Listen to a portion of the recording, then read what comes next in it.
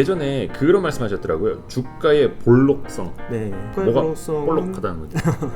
그러니까 이제 펀더멘털이 이렇게 오르면은 원래는 이제 주가도 같이 올라야 되는 게 맞잖아요. 주가는 이렇게 오른다는 거죠. 주가라는 부분이 이제 펀더멘털과 결국에는 수렴할 가능성이 높은데 펀더멘털이 좋아질 걸로 예상이 되면 사람들이 이제 엄청나게 이제 몰려드는 거죠. 펀더멘털 개선폭보다 더 빠르게 이제 주가가 오른다라는 얘기고요.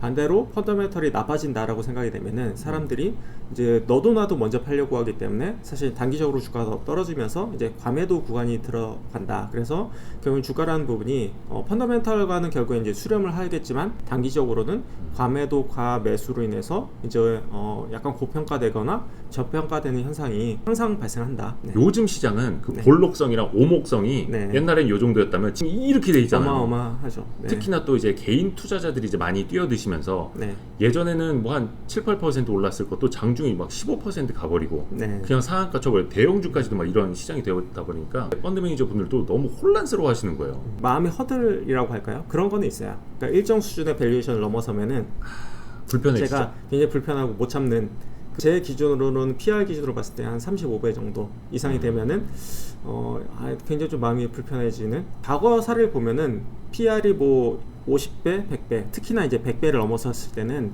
이게 유지되는 경우를 저는 거의 본 적이 없습니다. 네. 그래서 이제 그런 경우에는 좀 조심하고 PBR 기준으로 봤을 때는 한 8배에서 10배 정도 되면은 굉장히 좀 조심하게 되는 근데 요즘에 여의도에서도 이제 많이 쓰는 표현 두 가지로 뽑자면 털렸다라는 거, 네. 그 다음에 땡겨온다라는 표현 많이 쓰잖아요. 네. 그러니까 털렸다라는 거 이른바 가치 투자자들 사이에서 아니 PER 30배가 말이 돼? 해서 이제 비중 줄이고 다 팔아놨는데 막 40배, 50배 가버리고 네. 그리고 또 요즘에 이제 애널리스트들도 많이 쓰는 게 2023년 실적 땡겨오고 24년 실적 땡겨 25년 실적까지 땡겨와요. 네.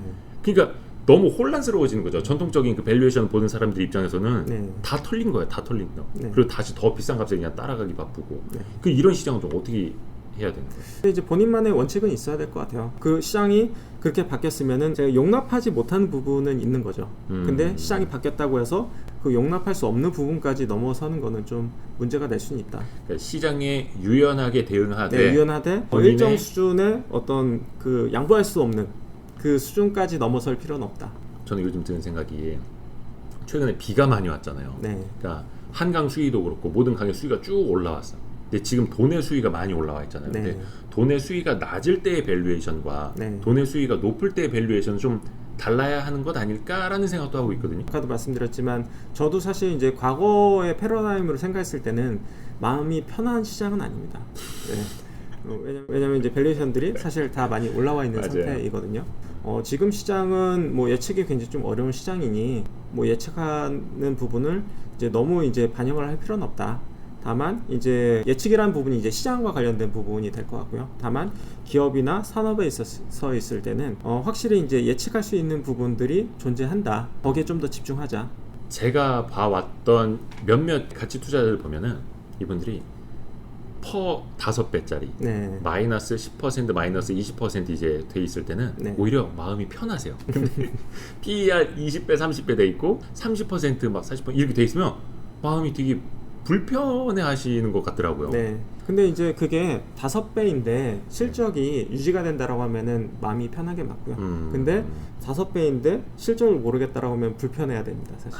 네. 그게 과거에 이제 가치 투자자들이 최근에 이제 실패했던 사례들이 그런 케이스가 되게 많거든요. 마음이 불편해도 수익이 나는 종목들 네. 갖고 있는 게 지금 이제 맞는 시장이다 이 얘기도 하더라고요. 지금 시장의 트렌드는 성장이 보이면 프리미엄을 받는다. 근데 그 성장이 예를 들어서 6개월짜리 성장이냐 1년짜리 성장이냐 2년짜리 네, 성장이냐에 중요하죠. 따라서 되게 다른 것 같아요. 그래서 저도 이제 시장에 적응하는 부분은 뭐냐면은 5G 관련된 장비주 이런 것들은 지금도 사실 밸류에이션이 이렇게 편한 건 아닙니다.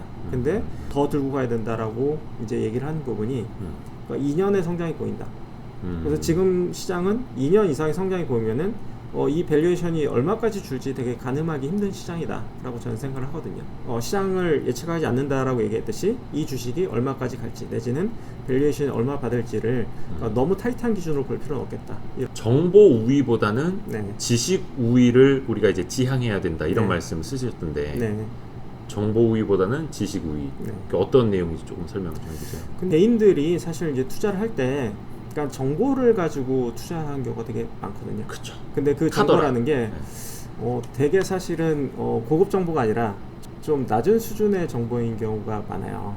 근데 이제 그게 이제 정보만 갖고 이제 투자를 하게 되는데 저는 그게 오래 가기 힘들다. 아이 그럼요. 예, 왜냐면 단기간에 수익을 볼 수 있을지 모르겠지만 이게 소스가 과연 믿을만한가부터 시작을 해서 정보라는 게 또 바뀌거든요, 사실은. 그런 부분들을 또 계속해서 이제 캐치할 수 있느냐부터 시작해서 예. 여러 가지 문제점들이 발생한다는 거죠. 맞아요. 그래서 결국에는 내가 이제 주식시장에서 장기간 오래간 살아남고 수익을 벌려고 하면은 결국에는 내 스스로 종목을 피킹할 줄 알아야 되고 그 근거에 대해서 설명할 줄 알아야 되고 그리고 이제 지식적으로 많이 충만해야 된다. 정보로 맞추는 게 아니라 그러니까 내가 내 지식으로 맞춰라. 지식으로. 어닝 서프라이즈 종목을 살 수만 있다고 하면은 시장의 등락과 관계없이 엄청난 수익을 거둘 수 있다.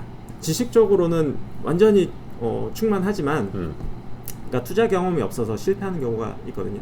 뭐 예를 들어서 나는 A라는 기업이 실적이 40% 정도 이익이 증가할 걸로 보인다. 그래서 나는 이 회사에 투자했다. 근데 시장에서는 이제 60% 증가할 걸로 기대를 했다는 거죠. 그러면 사실 이제 주가는 만약에 실적이 좋아진다고 하더라도 주가 이제 떨어질 수 있는 부분이 있거든요. 그래서 시장이 어떻게 보느냐도 이제 경험적으로 좀 쌓아야 된다. 이미 이 주가에 어느 정도의 기대치가 그게 반영이 돼 있느냐. 거기에 대한 판단이 추가적으로 들어가 줘야 됩니다. 그래서 어렵죠. 네. 그게 이제 다시 말하면 이제 밸류에이션이라는 거고. 네. 네, 근데 이제 그게 초기에는 아는 것부터 시작해야지 그나마 실패 확률이 낮아지고 그리고 여기서부터 경험 쌓이지만이 결국엔 좀 안전하게 좀 스텝 바이 스텝으로 좀 밟아갈 수 있다는 부분이겠죠. 그러니까 저도 많은 분들한테 주린이 분들한테도 이야기해드리는 게 주가 가격을 보지 말아라. 네. 가격 안에 있는 가치를 봐야 한다라고 네. 말씀해드리는데 네. 사실 근데 그게 제일 어렵더라고요.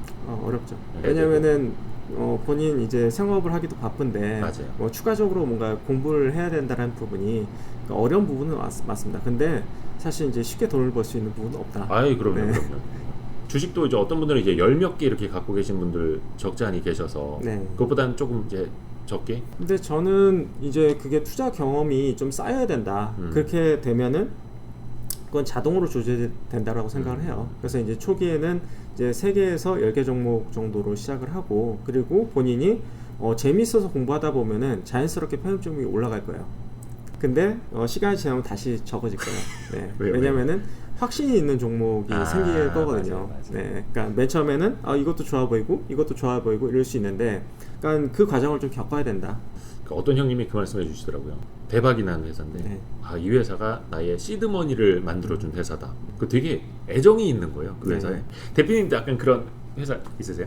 사실 이제 제가 이제 개인 투자자고 막 정말 한 종목에 이제 몰빵을 했다라고 하면은 그게 많이 기억에 남을 수도 있습니다. 근데 이제 기관 투자자들 같은 경우에는 그렇게 투자가 약간 분산되는 경우가 좀 많거든요. 그래서 수익을 얻은 종목도 엄청 많고 그러니까 손실 본 종목도 엄청 많기 때문에 그걸 일일이 기억하기가 되게 좀 어려운 부분이 있는 것 같습니다. 제가 제일 오래 투자했던 이런 종목들은 하나씩 있잖아요. 누구나 이제. 가장 오래 본 종목은 의외로 바이오 종목이 하나가 그래요? 있고요. 그 종목은 제가 한 13년 정도 지켜본 것 같습니다. 잠깐만. 셀트리온이 그 정도 됐나요? 셀트린 그 정도 안 됐을 그렇죠. 예. 안 됐을 것 같습니다. 13년이면 뭐 한미약품 막 이런 건가? 아닙니다. 예. 말씀 안 해주시려고 그러는.